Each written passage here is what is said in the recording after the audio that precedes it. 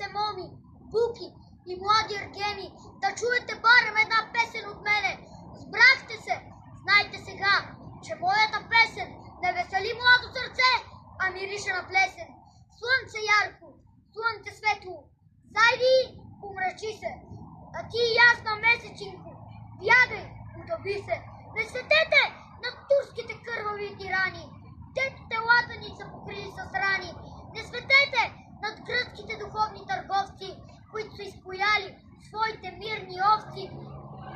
Не светете над нашите дебели хаджи, които са били първите хорски гешежи. Не светете над нашите писатели черни, които са били на турците, че да, мили, верни. Слънце ярко, слънце светло, небесно светило, не нагрявай вече старото, то е мъртво гнило. Месечинко виртуошко, да свети богато над вилбрето, над буклука, над хорското блато.